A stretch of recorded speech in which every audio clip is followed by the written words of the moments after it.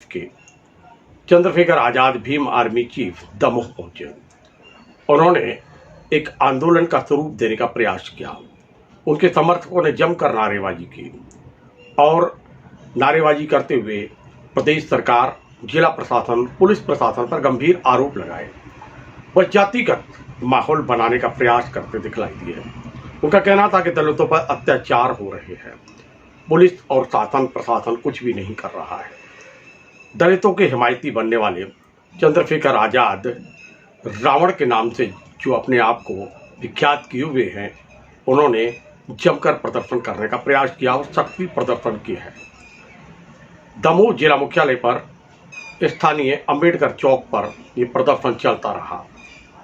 आरोप लग रहे थे और नारेबाजी भी हो रही थी, मांग भी हो रही थी और साथ में प्रदर्शन भी हो रहा था।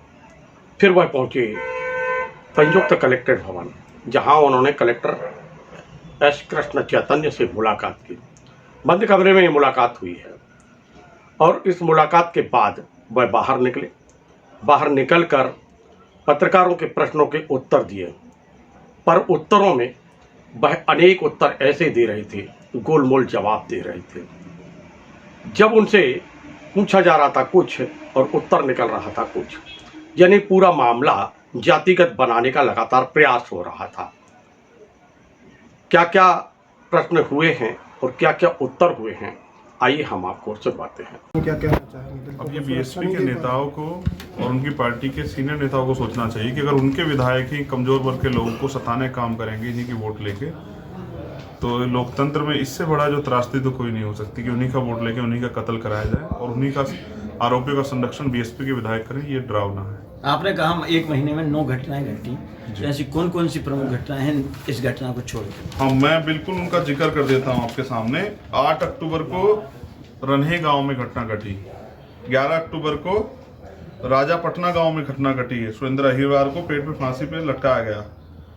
दसोड़ा में रामकिशन अहिरवार को मजदूरी के पैसे मांगने पे, तेंदुखेड़ा में, बमहोरी पाजी गांव में और गांव जेरट, गांव बरवासा जहां कल ही गोली चली, और कृषि मंडी जो है, कृषि उपज मंडी में किसान के साथ जो हुआ है।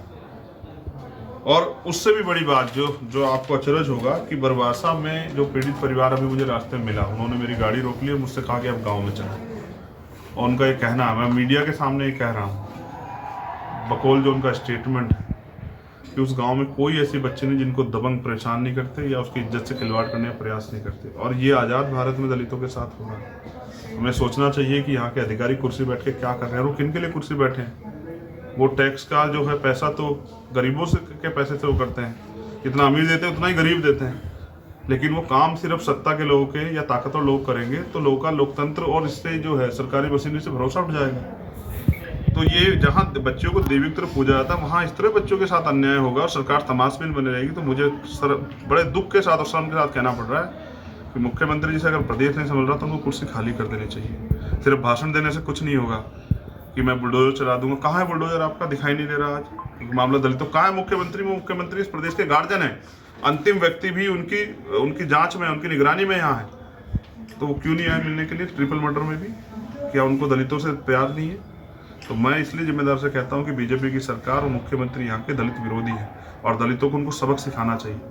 और ये घटनाएं पूरे प्रदेश में नेमा वर्ग की हो, आदिवासियों के साथ या पिछड़े वर्ग के लोग साथ जो आरक्षण में जो हुआ है, ये सारी घटनाएं जो है डरावनी है। और मुख्यमंत्री सिर्फ मूक दर्शक बने हुए आरएसएस कठपुतली।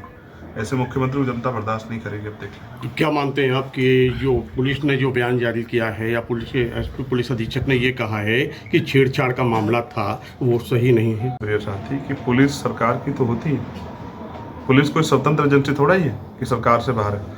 मैं आपको जो बता रहा हूँ, आखिरी बात तो सुनिए, 14 तारीख तक का समय है। अगर हमारी मांगों पे यहाँ के जिलाधिकारी सरकार से बात कार्रवाई नहीं करते तो 15 तारीख को इसी जिला मुख्यालय पर धरना होगा और अनिश्चितकालीन होगा और मैं खुद रहूँगा। और धरना तब तक चलेगा जब तक हमारी मांगे नहीं पूरी होती। यानी कहने का मतलब न्यायतंत्र और लोकतंत्र पर अब भीड़ तंत्र भारी होगा। मजबूरी है। आदमी कब आता है सड़कों पे? आप उसे बताओ। जो आदमी सुबह से रोजगार के लिए निकलता है वो कब आता है सड़क पे? जब नाउम्मीद हो जाता है। अगर ये काम पहले पुलिस प्रशासन सरकार कर जाए तो मैं यहाँ क्यों आता? आज आप सड़क पे देखोगे हजारों लोग खड़े हुए। क्यों खड़े हैं? क्योंकि वो ये नहीं चाहते भीड़, इसलिए लोकतंत्र तो वही तो भीड़ वोट देती है। वो रैलियों में जाती है तब तो भीड़ तंत्र हावी नहीं होता।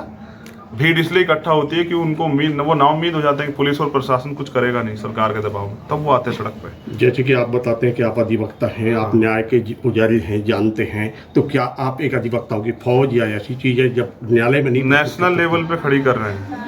और यहाँ भी इस मामले को मैंने कहा यहाँ के जिलाधिकारी से, फिर आपको भी कह रहा हूँ कि हमारी टीम लड़ेगी। चाहे अगर हमें लगा कि यहाँ सरकार इसको जो है डिस्टर्ब कर रही है या इसमें इंटरफेयर कर रही है, तो हम इसको सुप्रीम कोर्ट लेके जाएंगे और हम इसमें सीबीआई जांच तक की जो है पैरवी करेंगे। अगर यहाँ जो पुलिस और प्रशासन मिलकर सरकार के चाटुकारिता करते हुए जो है ना न्याय के खिलाफ जो है आवाज़ उठाएगा, तो उनकी आवाज़ को जो है दबाने के लिए। एक अंतिम प्रश्न आपसे कि अगर मान लीजिए छेड़छाड़ वाले मामले कहीं के किसी भी समाज के साथ होते हैं, किसी के साथ किसी के साथ हो, निंदनीय है कि नहीं? निंदनीय नहीं, उन पर कठोर कार्रवाई होनी चाहिए। कोई महिला यहाँ इसलिए पैदा नहीं कि उनके साथ छेड़खानी किसी जाति धर्म की हो, और करने वाला भी कोई किसी जाति धर्म का हो। और इसके लिए ये चश्मा हम सब लोग को उतारना चाहिए कि हम जाति धर्म देख के बच्चों के न्याय पे बोलते हैं, वरना हाथरस की भी घटना होती है। बीजेपी की एक नेता नहीं बोल पाती, आपको पता है। एक इतनी एमपी और सांसद और मिनिस्टर होते हुए नहीं बोल पाती, क्योंकि वो जाति की वजह से उनको चुभन होती। हमें नहीं होती है। इस देश में रहने हर बहन के साथ, अगर किसी भी शहर के साथ बहन के, पहले तो होना, अगर होगा तो हम अपनी पीठ पे गोली खाने के लिए और सीने पे गोली खाने के लिए तैयार। हमसे उम्मीद कीजिए, हम इस देश के रहने वाले मूल निवासी हैं। धन्यवाद।